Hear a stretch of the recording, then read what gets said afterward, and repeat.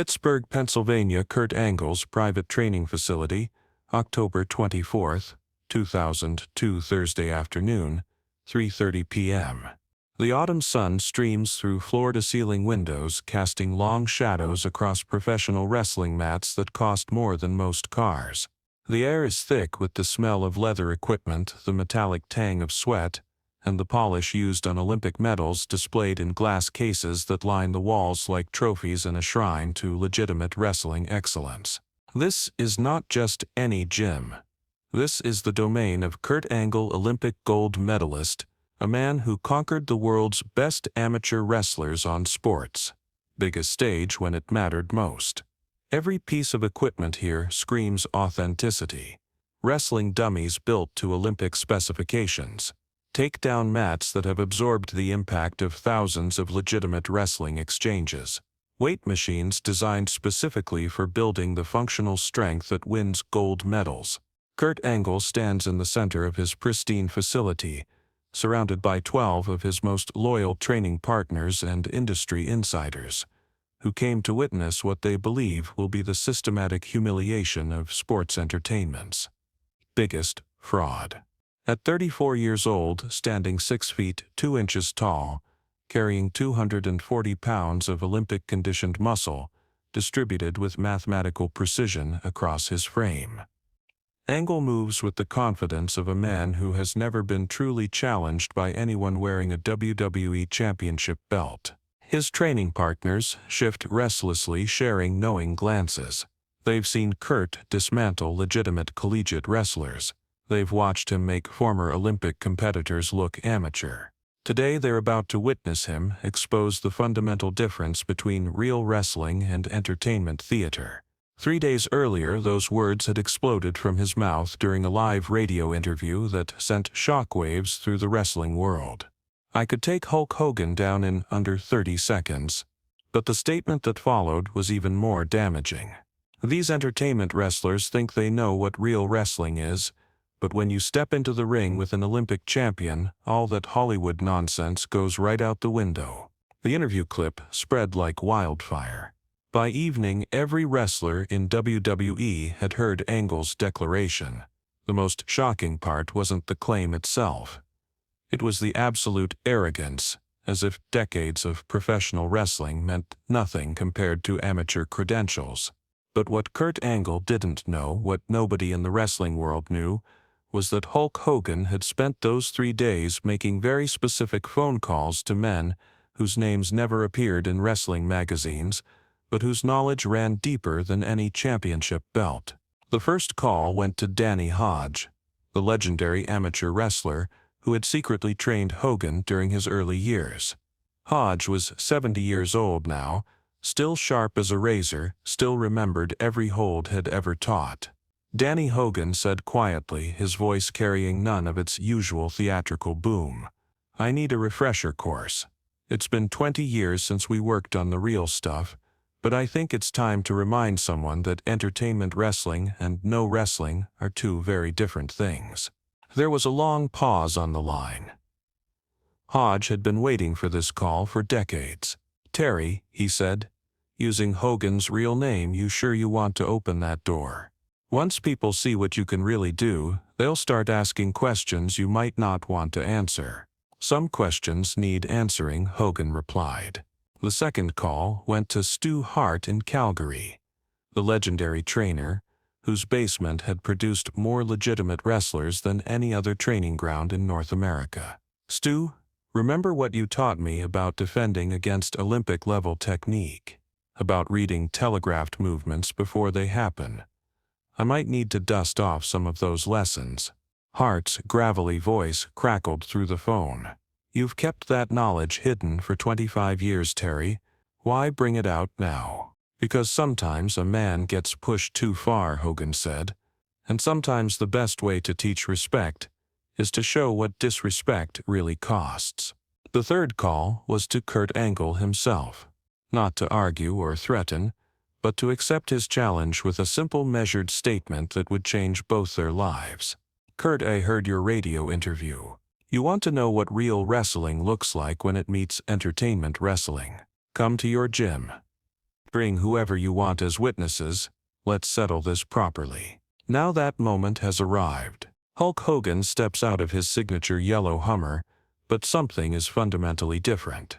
Gone are the theatrical entrance gestures and crowd-playing antics that have made him millions of dollars.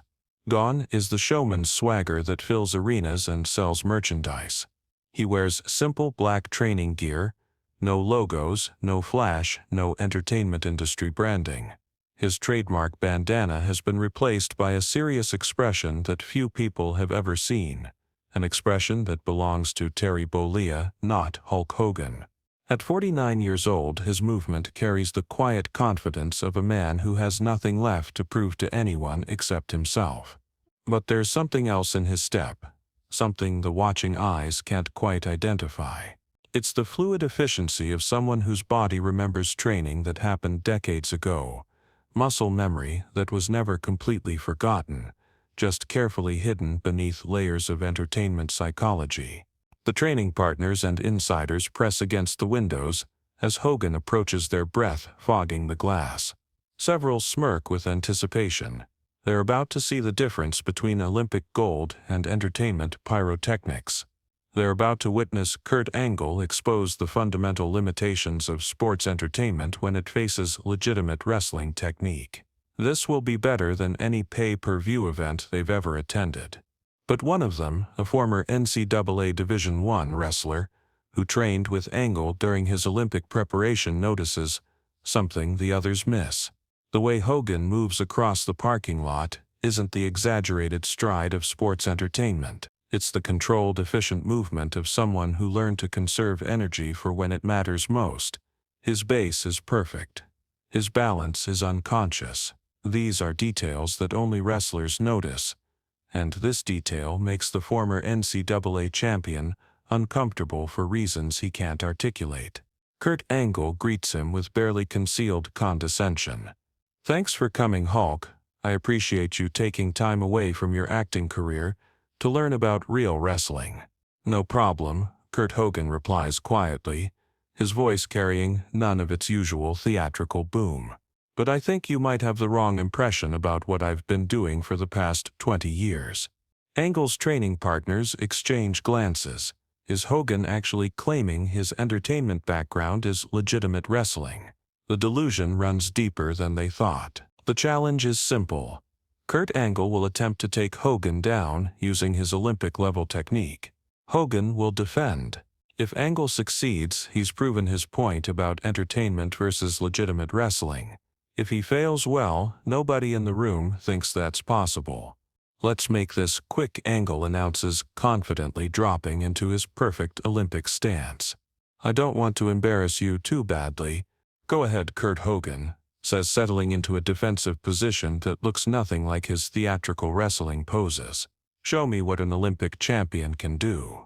Something in Hogan's tone makes the room go quiet.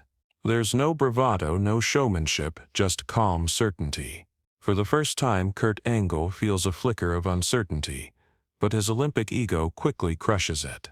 Angle shoots for a double-leg takedown with textbook technique, the same movement that dominated international competition for years, the same technique that had broken the will of Olympic-level competitors who thought they understood wrestling. His form is flawless, his speed impressive, his confidence absolute. This is the takedown that has never failed him when properly executed. What happens next stuns everyone in the room into complete silence. Hogan's defensive movement is perfect. Not good, not adequate, not surprisingly competent, perfect. His hips shift with technical precision that belongs in coaching manuals, while his hands control Angle's head with surgical accuracy, redirecting the Olympic champion's momentum, using principles that most professional wrestlers never learn. It isn't the sprawling, dramatic defense of sports entertainment designed to look spectacular for television cameras. It's the quiet, efficient technique of someone who learned fundamental wrestling from masters of the craft. Angle finds himself controlled, neutralized, and completely outpositioned by defensive wrestling that seems to come from another dimension. His Olympic-trained muscle memory tells him this shouldn't be possible. Entertainment wrestlers don't possess this level of technical knowledge. They don't understand body mechanics at this depth. They don't read telegraphed movements with this precision. But somehow Hulk Hogan just did all three things flawlessly. "What the hell?" Angle mutters, stepping back with confusion and the first stirrings of genuine concern written across his face. His breathing is slightly elevated, not from physical exertion, but from the psychological shock of encountering resistance where none should exist. "Try again," Hogan says, simply returning to his defensive stance with the same calm certainty he displayed before. No taunting, no showboating, just patient readiness. The second attempt is a single-leg takedown, one of Angle's most reliable techniques in both amateur and professional wrestling. He grabs for Hogan's right leg with the confidence of someone who has never been stopped by this particular technique, someone whose success rate with single-leg takedowns approaches perfection. His hand placement is textbook, his angle of attack optimal, his follow-through automatic. Again, Hogan's defense is flawless in ways that defy explanation. Hip positioning that prevents the lift hand control that disrupts the grip base management that maintains stability, every aspect of defensive wrestling, executed at a level that belongs in an Olympic training room, not an entertainment wrestling ring. Again, Hogan says calmly, resetting his position. Attempt number 3. A collar tie to set up an underhook, a combination that has worked against every opponent Angle has faced in professional wrestling.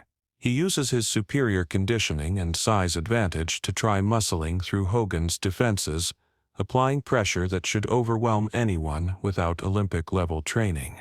But somehow, every technique he attempts is anticipated before it fully develops, neutralized, before it gains momentum and countered with defensive wrestling principles that Angle didn't know existed outside of international competition.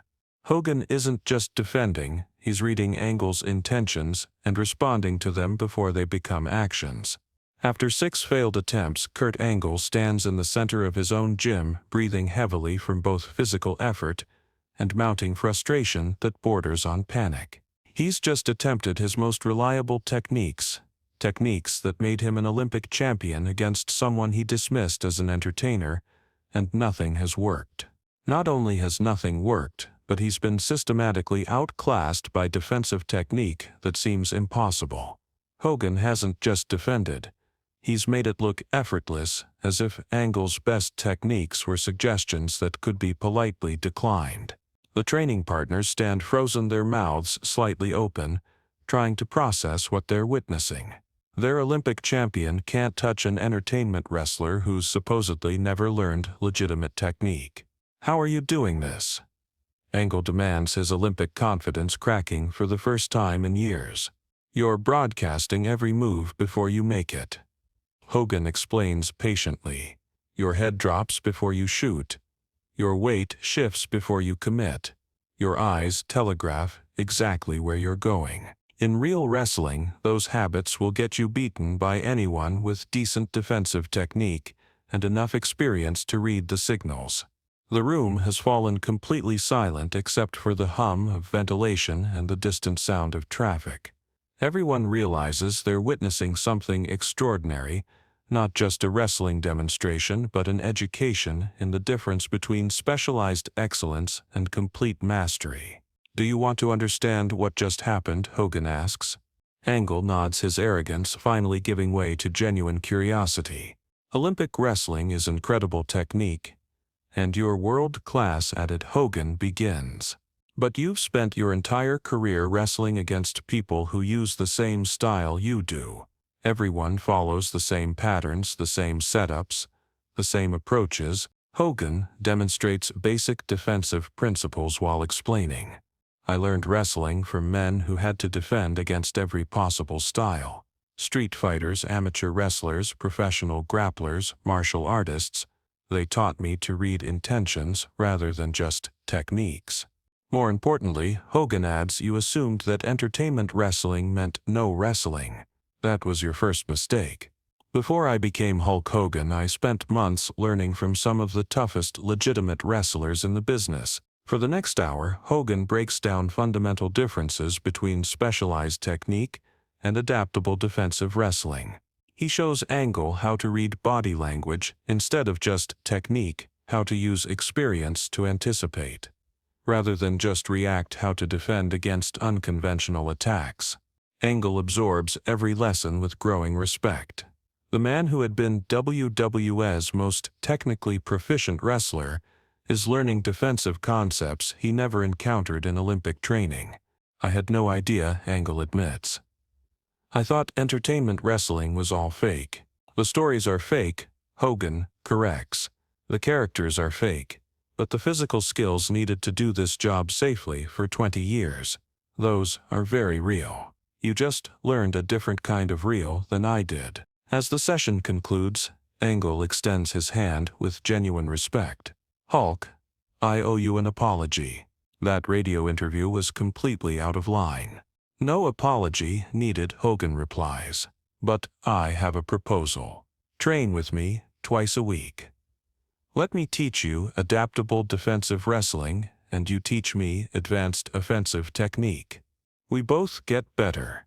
That handshake marks the beginning of one of WWE's most productive training partnerships. What nobody in that room knew was the real story behind Hogan's unexpected technical mastery, a secret that went back 25 years. In 1977, before becoming Hulk Hogan, Terry Bollea had sought out Stu Hart in Calgary. Hart had one condition for training him. Everything learned had to remain secret. If you want to be an entertainer, Hart had said. But if you want to be a complete wrestler, you need to understand both sides of this business. Never use these skills to embarrass anyone. Only use them to protect yourself or teach someone who needs to learn respect. That promise had stayed with Hogan throughout his career. The legitimate wrestling skills remained hidden, a secret foundation that allowed him to work safely with anyone while maintaining his larger-than-life persona. Until that October afternoon, when Kurt Angle's arrogance finally pushed him to reveal what he'd kept hidden for decades. Years later, Kurt Angle would reflect on that day as one of his most valuable experiences. Hulk taught me that true champions respect different kinds of excellence. I thought my Olympic gold made me superior. Hulk showed me that greatness comes in many forms. The encounter became legendary within WWE, not because an Olympic champion was defeated, but because it demonstrated the depth of knowledge within professional wrestling. Most importantly, Hogan had done it without humiliating Angle. Instead, had turned potential embarrassment into a learning experience that made both men better. The lesson resonated throughout wrestling. True greatness doesn't come from proving you're better than everyone else, but from understanding there are many paths to excellence.